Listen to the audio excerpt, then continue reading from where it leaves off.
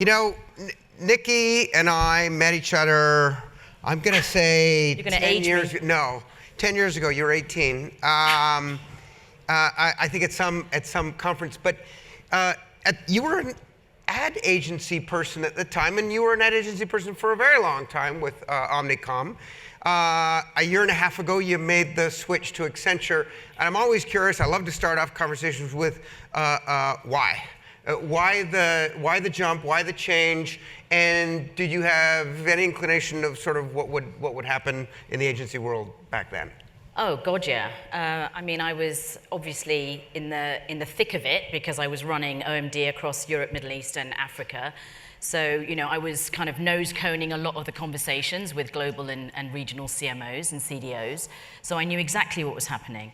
So it was no surprise, although it was very nice when Accenture called, and they were very open about their ambitions in the marketing space, and particularly the CEO was incredibly, may he rest in peace now, but the CEO at the time, Pierre Nantem, was incredibly passionate about the opportunity because, as he put it, basically Accenture had fantastic relationships with the whole entire C-suite, excluding the CMO. So he wanted to sort of conquer the CMO space, and he wanted to know if I wanted to have a crack at helping Accenture do that. So I thought it was an opportunity of a lifetime. Sure. Those opportunities don't come thick and fast, and so I took it. I could see the headwinds and challenges ahead for every single agency holding company. I think it was very obvious. It was obvious right from the beginning of 2015. Mm-hmm. So I think every single leader in the holding company would have seen what was going on. Right. Yes. Tell us, so what's your role at Accenture, and how does Accenture interact? Just so we all understand, there's Accenture, right, the consulting company, Accenture Interactive, and Accenture Interactive Operations. Unpack that for us, if you would. Yeah, so the thing that was very attractive about taking this position was I've got a foot in Accenture Operations and a foot in Accenture Interactive. And what I've decided to do is, with the help of obviously the team, is set up the global managed service marketing activation arm of Accenture Interactive. So that's really putting, and more effectively organizing thousands and thousands of people so that they can actually find a new bar in marketing activation. So that is what I am doing. And so that we're ripe to position ourselves as a sort of a managed service with a difference for global, regional, and local clients. Now, you're often, we put up the ad challenger, and you're often compared to the agencies, but in my book, not really. In the sense that they're playing one game, there may be some overlap, right, in terms of to the extent that there's campaigns in advertising functions, but it feels to me like the purview, the perspective that you guys are bringing to the equation is broader than advertising. It's certainly marketing. It may even be broader than marketing in the sense that you sort of touch all sort of consumer experience touch points. Yeah, and that's also what was a little bit frustrating about the playpen that I was operating in when I was at OMD. Even though, fantastic team and great track record of success and wouldn't have done it differently, media was a part of advertising, advertising was a part of marketing, marketing was a part of business. And it became quite frustrating when clients would come to us with big business transformation challenges, and I didn't necessarily feel like I had the arsenal to sort of bring to bear to help clients solve those challenges. And I think that's what's happening. The conversation is becoming a lot more broad, and business transformation is inextricably linked to a marketing transformation conversation.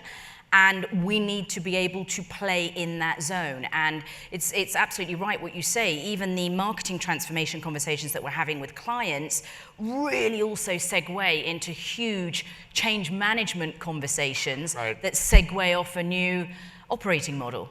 So, I think so many conversations are converging, and I just feel that that's what is playing very well, to the strengths of a broad-based company like Accenture. And I guess that level of conversation, that breadth of conversation wouldn't typically be had at an ad agency because you've got the daytime minutia of buying media and running campaigns. Maybe at a Sapient or something like that, around this whole digital transformation topic. Yeah, I just think that the topic is absolutely so broad, and it's not just about advertising. It's not just, Right. I mean, some clients don't, they don't even want to talk about brand per se. I mean, they've got fundamental growth challenges, which, yes, springboard off of customer-based challenges, but they're really big growth challenges.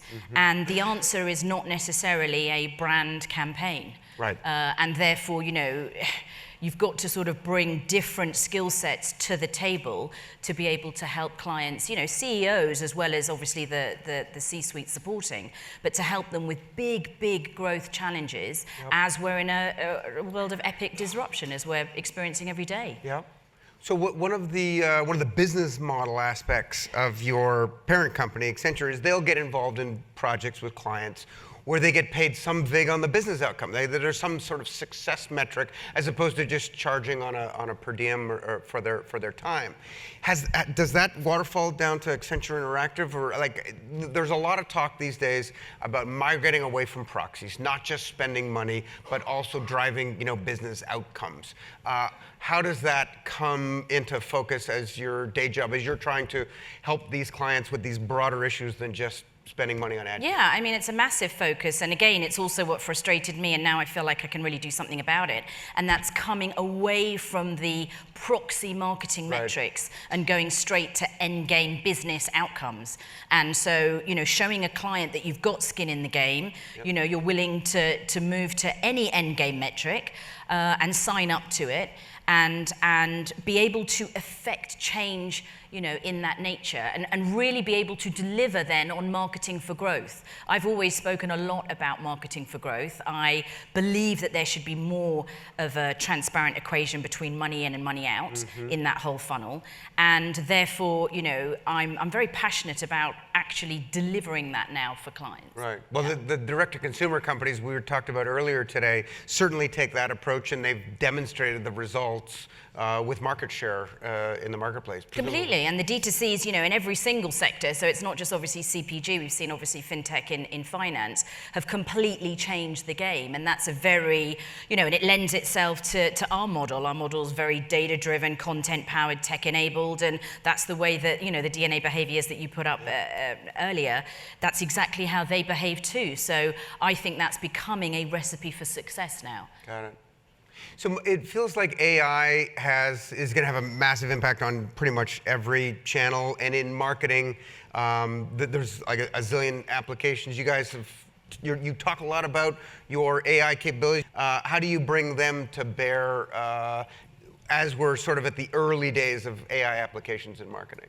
Yeah, I mean, we say early days, but actually the developments are happening thick and fast. And so, not only do we have very good examples and more coming of AI-powered content creation and customization, but, and obviously AI-powered algorithms and algorithms that, to someone's earlier point today, are not biased algorithms because we're taking a lot of the bias out of algorithm creation. All of that is happening thick and fast, and it's incredibly exciting. I think when you look at the scale of a player like Accenture, Accenture's got nearly 480,000 people, so it's a massive organization. So some of the numbers that you throw around are still small parts of the company. It is what it is, but obviously, yes, we've got thousands of AI specialists, data scientists, even sort of, speech alchemists as we get into voice search in a big way. And it's just wonderful to be able to almost devise sort of a different composition of teams to help clients solve their growth challenges. Not the usuals. It's a different composition of skill sets that are now needed for the challenges at play. So it sounds like it's a broader approach, right? So you're going to probably tackle more aspects in order to solve your clients' problems. But presumably some of those will be sort of what ad agencies do, right? There will be some level of campaigns. You guys have acquired a number of agencies, including Droga 5, the latest one, which is probably one of the most creatively heralded agencies. What's behind that strategy? Yeah, I think that, you know, hero, for want of a better term, but hero brand creative that springboards off of a very well-defined brand purpose and raison d'etre is still a very important place to play in. It's an important part of, you know, the marketing game.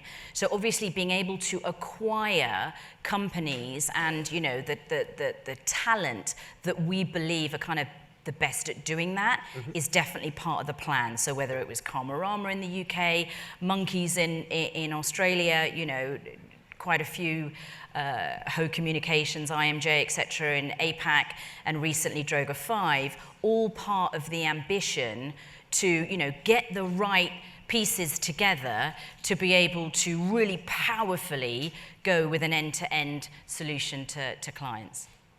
And then Adaptly, you bought Adaptly in Adaptly was December? absolutely critical because, and I've always talked a lot recently about the platformization of marketing because I feel very strongly about it. And I can see it every day. So the Adaptly acquisition was specifically because they have got a lot of people who are excellent at the integration of those platforms and showed very early signs of having a very good model in terms of Amazon activation.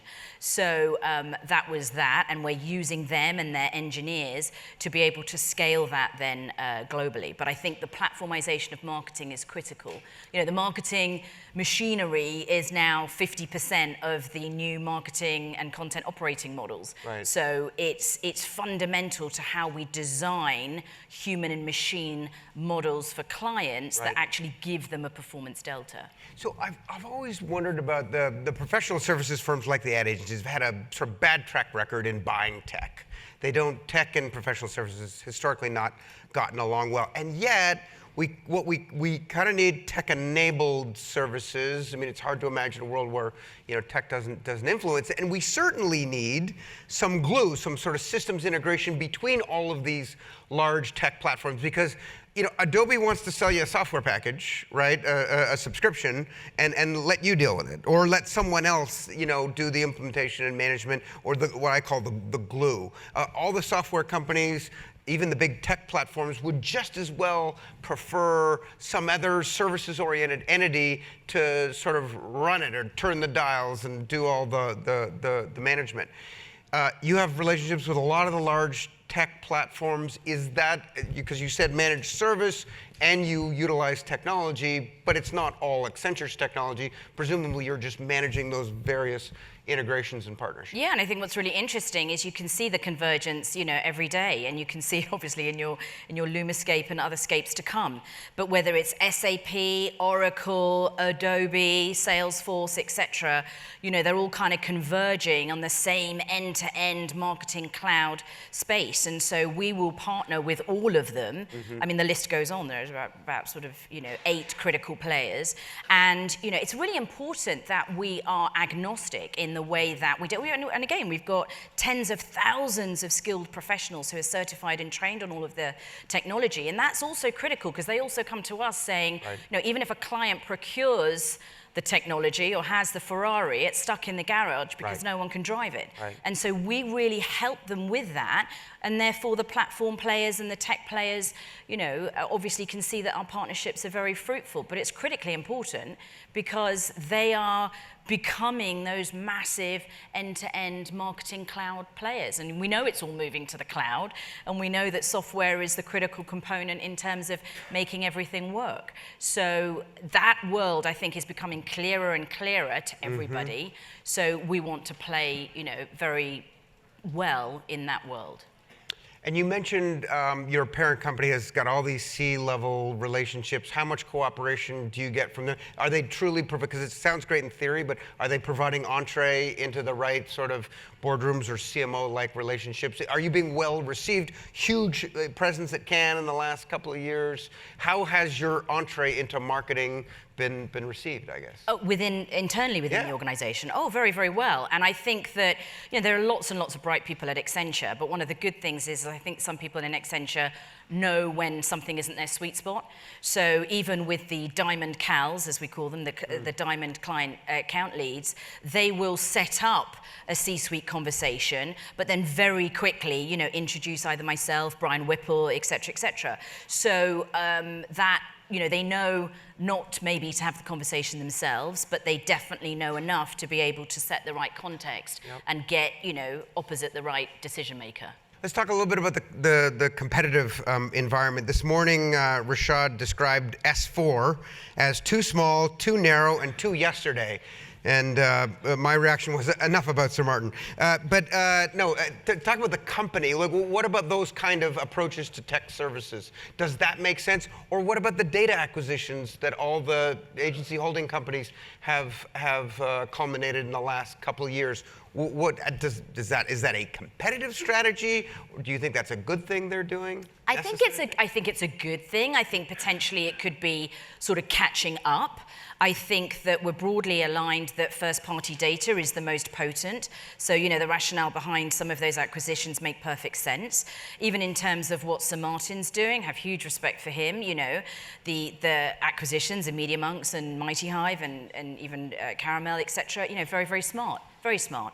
Yes, I don't think he has the scale. That is his biggest challenge, but he's admitted to that himself. Right. We feel like we have unrivaled scale. Got it. Well, it sounds like with a huge mission, you're going to need more people, even though you have 500,000.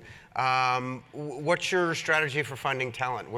Presumably you could pick on the better people at the ad agencies, or is that the right talent? Where are you looking for talent? I look for talent everywhere. I've been looking all day today. There you go. So, it's specifically, at events like this, jokes aside, it's really great. You get a good, broad spectrum of what's out there. And I also think that specifically, I'm looking for more kind of growth architects. There are, as sort of everything converges across paid, owned, and earned, we need more operators who can really talk comprehensively across all touch points and actually show a client how growth can be achieved in that new converged world. Well, that is it's a big mission, but you're a big company, and good luck to you. It'll be interesting to see how things develop. Thank you very much, Nikki. Thanks a lot. Thank you.